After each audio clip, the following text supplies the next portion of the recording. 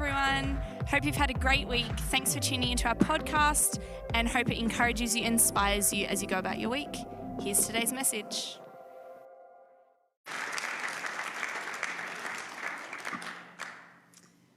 I'm just going to start with just a very brief prayer. Lord, whilst this is my story, it's about how you've entwined my story into, I guess, the way you've brought so many parts of you into my life, and how you have brought really hard times and turned it into something that enables me to grow as a person, and hopefully to help others grow. So may the focus today not be so much on what I've got to say, but what you've done through that. In Jesus' name, amen. So good morning. We are relatively new to Mill Park Baptist. We started coming here last year, but what with the pandemic, it almost feels like we haven't been here much at all. So Jeff mentioned I'm here with my husband Steve and my three beautiful children, Jesse, Lucas and Jacob. I am Welsh, hence my name. It wasn't that one day my mum decided to be creative and put two F's in front of my name. I assure you it's quite a normal name in Wales, but unfortunately I spend most of my life explaining it in Australia. So we migrated to Australia when I was 16 years old. I'm a speech pathologist and I specialise in working with people with young onset dementia, specifically the language-based dementias. So far that's fairly standard information, something I'm quite comfortable to share with you. But now for the first clue as to where this talk is going. I am and have been for a number of years a Beyond Blue speaker. It's an organisation that tries to bring awareness to the growing problems of mental health issues in our community. Now today my talk is going to be divided into two sections. The first section will talk about my history of mental illness. And you might wonder, when is she going to actually start talking about God?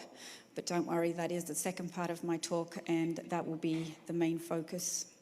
So just to give you an idea of the prevalence, these are pre-pandemic numbers. Around 1 million people currently are experiencing depression in Australia at this time, and 2 million are experiencing anxiety. We know 1 in 6 women and 1 in 8 men will experience depression in their lifetime. And we know those numbers increase with anxiety, with 1 in 3 women and 1 in 5 men experiencing anxiety in their lifetime. So this is my story. I was 14 years old when I was introduced to the world of mental illness. And it came in the form of my father, a loving father who lost his job. And when he lost his job, he lost his identity. And he fell into a very deep depression, so deep it was called a psychotic depression. And it lasted for about 6 months, and he had this debilitating sadness where he could almost not get out of bed. He was listless, and this was peppered with bizarre and erratic behaviour. And the father that I knew and loved was hard to find. And it was a time of intense confusion for me, as you can imagine, at 14. And he felt a great shame about having this illness. And he didn't want anyone in the community to know about it. So we had to keep it a secret. It was our little secret that no one knew about, because he was so terrified of losing face in the community. You see, in Welsh culture, you can talk about your physical ailments. In fact, we love to tell you about our physical ailments. But when it comes to your mental conditions or your mental struggles, that's not a place you go to.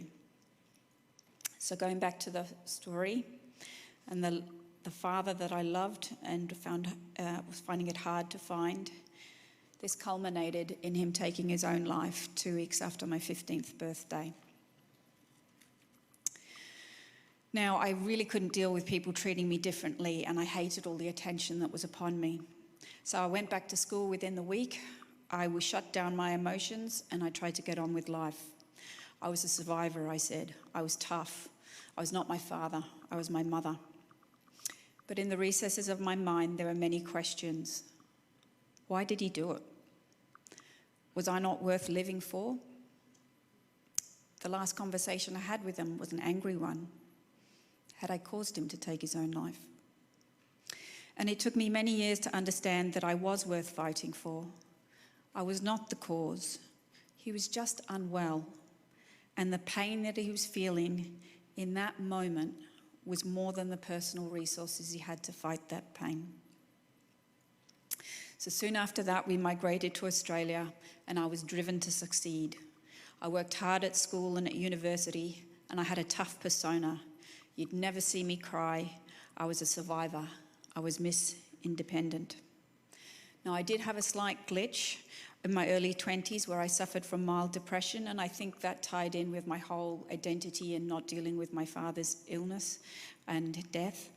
And I withdrew from my family and friends. I had difficulty sleeping, and life had kind of lost its colour. In some ways, I felt like I was living in grayscale. I was able to overcome this period, and I thought to myself, well, that's how you deal with mental illness. You shake it off and you get on with life. And in pursuit of my newfound independence, I decided to travel through Asia by myself. Except there was one problem. I met and fell in love with my future husband. Now, he supported me in doing Asia by myself and then agreed to meet me in Europe. Now, it should have been the time of my life, travelling the world on my own terms. But in truth, I was anxious and lonely without my boyfriend. I had my first panic attack on a plane in Vietnam. Now, in defence of me, if you'd have been on that plane, at least half of you in the room would have probably had a panic attack because it really didn't fit the safety standards that we are used to in Australia. So I will give myself that credit. And I just felt I was shaking, I was sweating, I had this fear within me. It came out of the blue. But anyway, the plane landed. And I got on with things. But when I was in Nepal, I started to lose weight and I felt stressed, and it got to the point where I was halfway through the trek and I pulled the plug and went to the UK, and being around him and being around Steve and my family calmed things down a bit. But but there were warning signs that things weren't quite right. My sleep was disturbed and I was getting unusual pains down my arm. And I do want to highlight this point. There were warning signs. There's almost always warning signs. And if you ignore them, it's at your own peril. If your mind and body are talking to you, then please get help. Otherwise, warning signs will turn into something where your body forces you to take notice in a far more dramatic way. Then September the 11th happened 2001, and 2 planes hit the Twin Towers in Manhattan. And it was a time of confusion and uncertainty, and people were talking about, are we going to go to war? You know, what was really happening? And we were flying to Czech Republic on September the 16th, and we were at the airport, and there were armed guards at the airport, which is very unusual for the UK. So there was a real sense of uncertainty going around. And on that day, when we were in Prague, on a bridge, I believe, I had my first major panic attack. I had this stabbing pain in my chest and an impending sense that I was about to die. And more than anything, I was terrified. So we went to the hospital, and the doctors thought maybe I had a referred pain from my back and gave me some medication. But the attacks kept happening over and over through Czech Republic, through Poland, and back into the UK. And still no one could tell me what was happening. So I remember thinking to myself, well, I'm either dying and I'm going to drop dead at any moment, or I'm going mad. And part of me thought, please let it be the first one. So I came home and I got a diagnosis. I went to see a neurologist, a cardiologist, and a psychiatrist, and they diagnosed me with severe panic disorder. I was devastated. I was in the prime of my life. I was in love. I had plans. I had a future. Oh my, I got a mental illness. I just couldn't believe it. Now, one of the problems with panic disorder is you fear having attacks in public places, and so your world gets smaller and smaller, so it's called agoraphobia. And I was determined not for that to not happen to me, so I would have panic attacks everywhere. I still remember sitting in church and I could feel myself shaking and wondering if somebody from behind could see what was happening. I was even able to give therapy to people in the midst of having a panic attack. And now, it might be hard for someone to understand what that might be like, but think about something in your life that would give you an acute sense of anxiety, like maybe standing here today might do it for you. Maybe it's spiders, maybe it's snakes, I don't know. And if somebody said to you whilst in the presence of this, just calm down. It's fine, don't worry about it. It's all, maybe just pray about it. There's many responses someone could give, but in the moment, it doesn't help. Now, with living with panic, there's no respite because the fear is within you, demanding your attention. Your brain's doing what it's supposed to do. It's preparing you for danger, but the danger's not real. Now, my illness kept changing and morphed into new symptoms. Every time I felt like I was getting a little bit better, I'd get a setback and then another setback, and I'd have different pains and I'd have stomach problems. And my PhD was to have breathing problems. I was a master at hyperventilating. I couldn't understand how a mental problem could manifest itself in real physical pain. And probably at my worst, I was having roughly around 30 panic attacks day and night. For the next 6 months, I read self-help books, I begrudgingly took medication, I had cognitive behavioural therapy, I prayed, I cried, and I fought with everything I had, and I just kept saying to myself, one step at a time, one step at a time. You can't give up, it's not an option. And my breakthrough came one night when I was lying in bed. I'd say fearful, but terrified would be a better word, of having another stabbing pain in my chest. And I got a sense that there was something more than this fear, and I should open up my chest and allow the attack to happen. Now, to explain what that's like, if somebody said to you, now just put your finger here, and at some point you're going to get some excruciating pain, and when you do, I just want you to open it up and let it happen. It's so completely and utterly counterintuitive. Now, needless to say that having the faith that I could override my fear, it opened up my chest, it dissipated my anxiety, my muscles relaxed, and the attack didn't happen. Breakthrough. It remains one of the hardest things that I've ever done in my life. Now, I'd love to stop there and say, and that's my victory speech. You can now clap and I'll sit down and I'll feel really good about myself. But not quite. What's happened then was that the panic attacks did stop, and I took myself off medication, and I started a 13-year process of severe insomnia, unexplained health issues, and worrying thoughts. Many people didn't know I had anxiety, but it permeated my life in a variety of ways. It was always there, never far from my thoughts, and robbing me of peace. And I kept working harder and harder to overcome this illness. I was constantly strategizing, and I was trying to manage my thoughts, trying to conquer this disease. Because if anybody was going to conquer it, it was going to be me. Because I was so persistent, I was so stubborn. And look, on one level, I was successful. I had a husband who I loved. I gave birth to 3 beautiful children. I had extended family and friends, and I had meaningful work. And I went on as best I could, but I had really strong opinions about mental health. I was anti-medication, and I was all about putting in the hard work.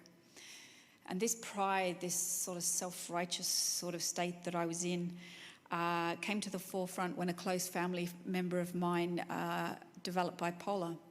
And she was really, really sick. And she'd been in hospital for a couple of months, and she was so depressed. And I was so over it. And I went in and I just said, look, you've got a choice. You can either wallow in your pity, or you can get up and you can shake it off. And I remember just walking out of there going, I did the right thing. Bit of tough love. I'm telling you today, I did exactly the wrong thing. She did not need my self-righteousness. What she needed was my love and my compassion, because I did not understand the depths of her depression, the struggle she was going through, the pain she was experiencing, and the illness she was suffering. And I hope never to make that same mistake twice. Then 8 years ago, life got a bit more stressful, and I noticed my mental health deteriorating more than usual.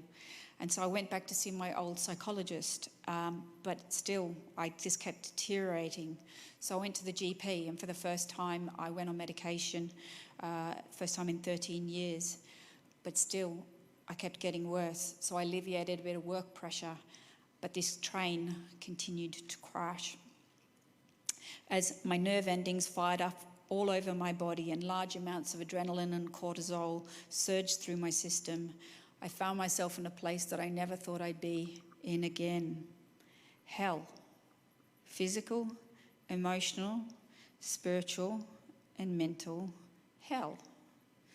I was consumed by my fear, and my fear had no bounds, and I was in so much pain, and I had no choice but to live my life again in 5-minute intervals, just trying to get through the next 5 minutes. I just couldn't believe it.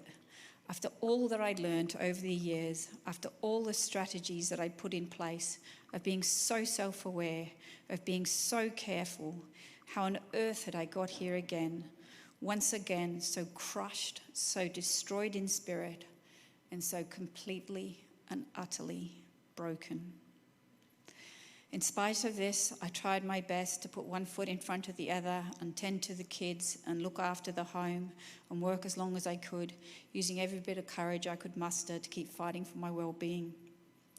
And at this point, I was linked into an excellent psychiatrist, and I was desperately trying to find an external cause for my trigger point that made me unwell so I could fix it. And he just said, "Fionn, you're just unwell. That's all there is to say about it. No amount of mind control was going to help you stop this train from crashing. You're just biochemically totally out of whack." And he's right. After months of getting worse, I was stabilised quickly on the right medication. Now, over the next month, I was a bit shell-shocked, to be honest. Having been so unwell and then suddenly be in a place of calm and functioning really unsettled me. But it also began a process in me for the first time to realise how much anxiety had robbed me of life, even in the normal times over that 13-year period. Because I realised that my normal just was not normal. Because for the first time, my mind was peaceful. I did not get caught up in my worries. I could step out of my thoughts, and I had levelled the playing field. Now today I do continue to be on medication and a combination of a variety of cognitive behavioural strategies. I'm in a much more stable place than I ever was when I entered the world of mental illness. Well, what does that mean for me? It means for me my mental health has been in some form a part of me for most of my adult life, and I worked hard to maintain myself. But with the aid of medication, for the first time I can experience what other people feel. I'm not consumed by my worries. I can feel joy and optimism. I can sleep. I can have hope for the future. And I don't just have to try so hard. Am I cured? No. I'll probably have to manage my mental illness for the rest of my life. Is there a chance I could get sick again? Yes. How do I know? Because it happened 5 years ago. And I found myself in that place of struggle again and needed 4 months off work to recover. As I'm in the severe category, I will probably have this for the rest of my life, but I am well managed. So what have I learned through this period of having a mental illness? Being a strong person is not the absence of hardship, it's the courage through it. If I get sick again, I just have to take it one step at a time. Anxiety has shaped me and changed me and been one of my greatest teachers. So if somebody said, if I could take anxiety away from you, of course I'd say, yes, please do. It's hard work, but I'm grateful for the lessons that I've learned. I'm forced into a process of change. I'm more humbled because of it. I'm less judgmental. I'm full of compassion for those who suffer. I'm forced to process my feelings and put in boundaries. And really importantly to me, I hope to pass on, and I've tried to pass on what I've learned to my kids. And I continue to search to live more peaceably with the condition that has demanded so much and try to be thankful. You see, weak people don't get mental illnesses. It just doesn't discriminate, and it takes courage to live through it. And real strength is getting up in equal proportion to being knocked down. And it's very easy to ask yourself the question, why me? Why did I have to get it? And I heard it described this way. If you're in a building and it's on fire, you don't grab a chair and sit down and contemplate the cause. You get the heck out of there. And the same thing goes with mental illness. The question is not why me? The question is always what now? Everyone experiences anxiety and depression in different ways. There are different experiences, different personalities, different illnesses, and different severity levels. And therefore, people need different treatments. Don't be like me and judge people who took medication. For some people, prayer will work, and that's fantastic. For some people, exercise will work, and that's great. For some people, therapy will work, and for some people, medication, or the whole gamut. Whatever works to get you well, that is what you should be focusing on. Be kind to yourself. Be kind to others if you're struggling. They're just people in pain. There's no need to be ashamed of having a mental health condition. And know that it's a common and treatable condition, even for the very few of us who have to live with it on an ongoing basis. There is so much more to live for, and there are so many more good times in life than bad. And I am so thankful for the life that I've had in spite of all the struggle I've been through. Now for the most important part. How does God fit into this story? Something I'm allowed to allude to but not speak directly to as a Beyond Blue speaker. I sometimes call myself a reluctant Christian because God gets a little bit of a hard time with me. I always want proof, I always want reason, I always want understanding. Historically, I've not been very keen on God's desire for me to abdicate my throne and allow him to have a greater influence on my life than I want him to have. But I have to give God credit, for he is both a patient and tolerant God, and for some reason, he just keeps persisting with me. So here is my faith journey. I never grew up understanding or witnessing something that resembled a personal relationship with God.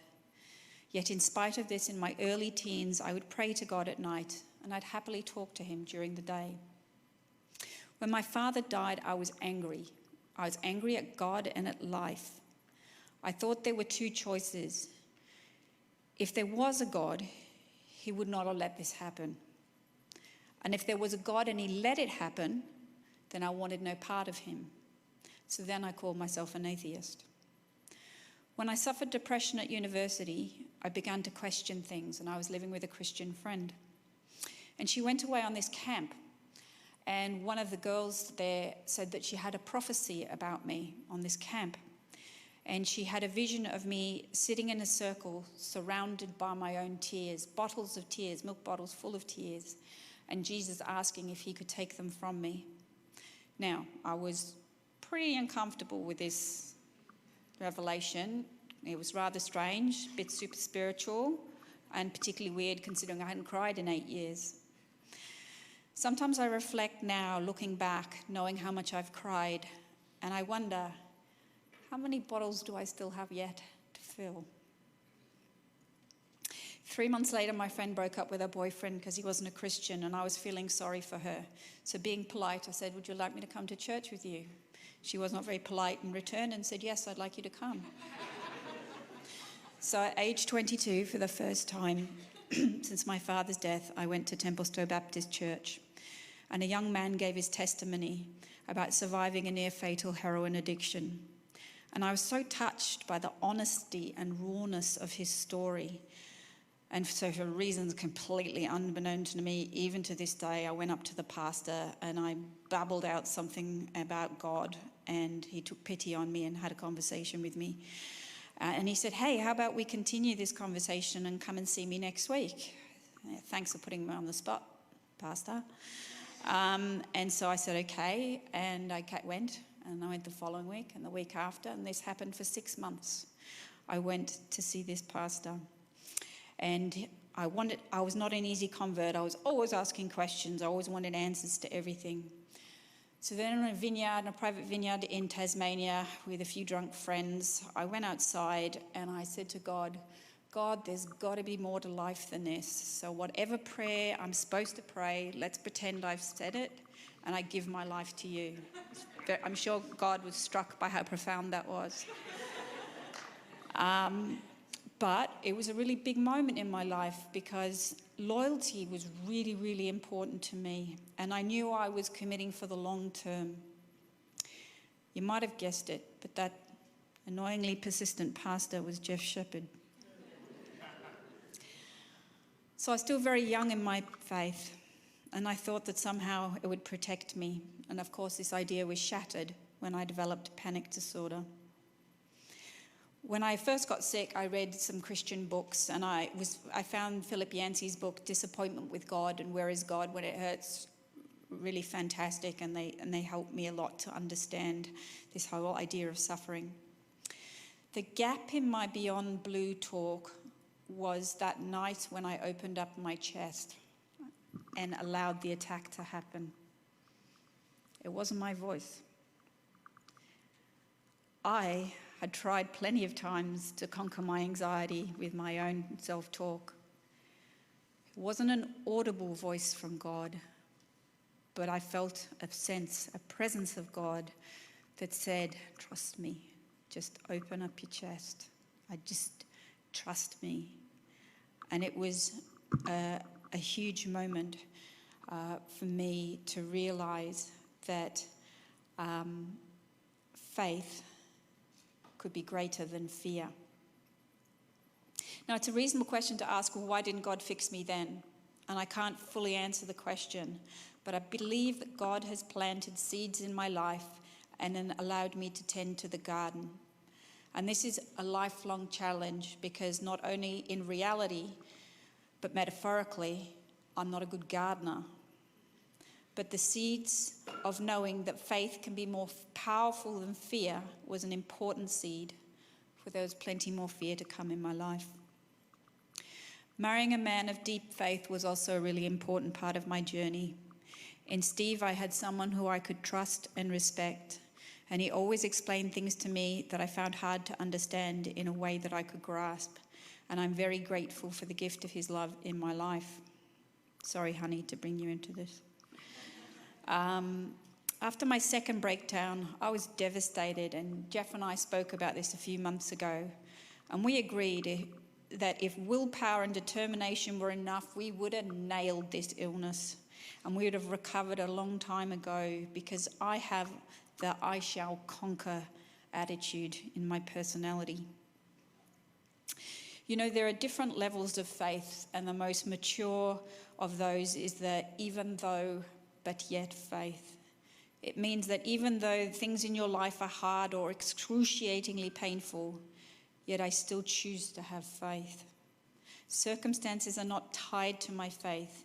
In fact, opposite can be true. At the worst points in my life, devoid of all ego, broken, then can I see the peace of the Lord that transcends understanding. It was in this space, dethroned once again, where my intellect was no match for my mind, did I find this peace. And it lifted the pain and the fear and self-hatred and filled my spirit from top to bottom and lasted for about an hour. A taste of the promised land. Again, a little seed was planted, waiting for me to tend to it. During my third breakdown, I was in the early stages of recovery, and I cried out to God. And for the first and only time in my life, I spoke in tongues. Now, I'm very reserved in my expression of faith, so you can understand I did not ask for this gift, and I found it thoroughly odd. But a wise counsel said to me, and I thought, maybe I'm just a little bit bonkers. Maybe I just totally made this up. And a wise counsel said, Fionn, when someone gives you a gift, you don't shake it, bash it, dissect it to the nth degree until you've destroyed all its value. Gratefully accept the gift. And that is what I've tried to do. Another seed was planted. Some people dream not of the struggles, but of the little seeds that I call raw God. Connected to the Creator, to be able to rest in Him. And as I've said, it often comes in times of great suffering, and that's why I find the Beatitudes so profound. See, pride kills faith and reliance on God, and it's no coincidence that when my pride is subdued, God is revealed. On one of the worst weekends of my life where I was completely tortured, I had a moment where I felt no barrier between heaven and earth, and I felt so completely aware and held by God. Also, at the same time, it was revealed to me that that barrier between us was placed there not by God, but by me, because I was constantly being distracted by the many false gods that were present in my life. I was listening to Jeff's talk a couple of weeks ago about his ambitious personality to become a chief commissioner, and I had a little chuckle, not at Jeff, but at the similarities in our story. Because early in my career, I was going to be the head of department, one of the biggest hospitals in Melbourne. Whatever gave me the greatest amount of kudos, that's what I was going to do. That is where I saw my future. But my illness meant that I could not live such a frenetic pace of life that such a job would demand, not without consequences to my well-being. And that's probably a good thing, because, pre-pandemic, many of us live a life with no margin. We've got kids to look after, homes to tend to, work to go to, sporting commitments we might be committed to for ourselves or our kids. We've got other activities, we've got church, we've got friendships, we've got family. We live at a frenetic pace. And where is God in all of this? He's actually between hanging out the washing and picking up the kids. Because life quite simply becomes a to-do list, and so does God. Prayer and reading the Bible and active reflection are all well and good, but when you live life this fast, we feel more pressure than restoration in our relationship with God. Rejuvenation often comes more easily in a bottle of wine and a tacky TV program. And we live life without margin, and it comes at an added cost, and the biggest cost comes in our relationships. Marriages are breaking down, more kids are in care, we work longer hours, and there is an increased cost to our mental health. So if you've learned nothing from this pandemic, or if you've learned anything from this pandemic, place your relationships with God and with others before anything else.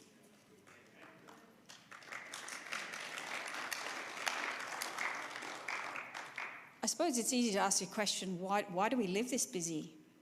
And I want to tell you, it starts with a lie. You can have it all. And it continues with fear. We could be missing out on something. And it concludes with an expectation. We should be all things to all people. And don't forget the one final ingredient, perfectionism. If we don't do all of these things, then somehow we are a lesser person. Now, I'm going to go back because I've talked about planting seeds, and I'm going to talk about why I'm such a bad gardener. I'm literally a bad gardener. I don't water plants, I don't remove away the weeds, I don't fertilize plants. In fact, my husband calls me black thumbs. The plant that I most respect is the aloe vera. It's in a tiny pot. It's never been repotted. It's rarely watered. It's never fertilized. And yet it still provides healing property to those annoying mosquito bites. And sometimes I think that is what I want my garden to be. No effort or reward. Yet I fail to see the obvious. My aloe vera is living a troubled life. It's not thriving.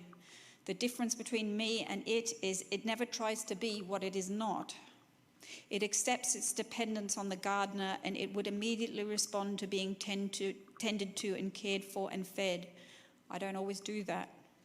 The conclusion I draw, my plant's smarter than me. Now, I need to put a caveat in here. My garden is not a disaster. My husband has wonderful compost. He has grown to love the garden, and he is much better at recognizing what a plant needs than I do. This is true of our life together also. He knows my faith journey, and he knows the secrets of metaphorical gardening lie in reading the Bible and prayer. But you know what? I need to take it a step further. I was listening to an excellent talk the other day by Bishop Robert Barron. He's an auxiliary bishop to Los Angeles. And he made me realize it's actually not just about watering the garden, it's about living in the garden. He talked about life as a wheel of fortune. And in the cycle of life, there are 4 places: thriving and at the top of the world, on your way down, in the pit of darkness, or on your way up. And there are 4 things that keep us drawn to keep us drawn out to the rims of this circle. And they are the pursuit of wealth, the pursuit of pleasure, the pursuit of power, and the pursuit of honor. Wealth. We want to be self-sufficient, secure, and it gives us status. Pleasure. When can we have the next experience? Maybe then we'll be happy, pursuing experiences to be fulfilled. I find it very hard to move my fingers without the 5 popping up. Power. The desire for us to be God and control our lives. And honor. The desperate need to be recognized by others for all the things that we hope we are. We are driven by our need to be affirmed. He explains that living outside of the wheel, we are never satisfied. There is never enough because of our inherent sin. And the only hope that we have is to live at the center of the wheel. For at the center, you can live the even though but yet faith, a life with God in the midst of the various seasons of life. Put another way, you don't just tend to the garden, you live in the garden. You know, sometimes I feel so foolish. I still try to run my own life, my own way. And thankfully, though, I know I'm not alone. Because there's a reason why the Israelites took 40 years to find the promised land. And what did they do when they got there? They sinned. And I am grateful to God that I found the promised land and I'm not wandering in the wilderness, but I am struggling to deconstruct the false idols that exist in my life.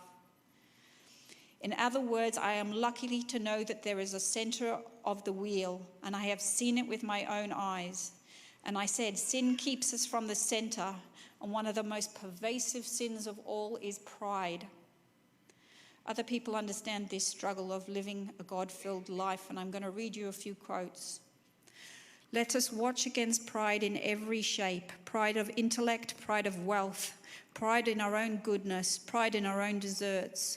Nothing is so likely to keep a man out of heaven and prevent him from seeing Christ as pride. So long as we think we are something, we shall never be saved. Another quote. One of our troubles is we are not willing to humble ourselves.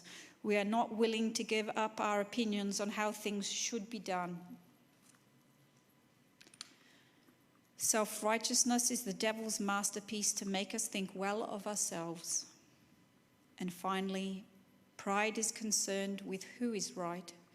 Humility is concerned with what is not right. Do you know how insidious pride is? You know, I've had to work to make sure that I don't have pride in having a mental illness. I'm a Beyond Blue speaker, and I have known that I've had to make sure that I don't pursue talks. I don't go out there and make it a part of who I am. So if talks come to me and they call me and they say, Farron, can you do a talk? Then I'm happy to help, but I've got to make sure that I don't make it into some victory lap for me, some self-glorification exercise for me, because that's what pride does. It can just turn everything around.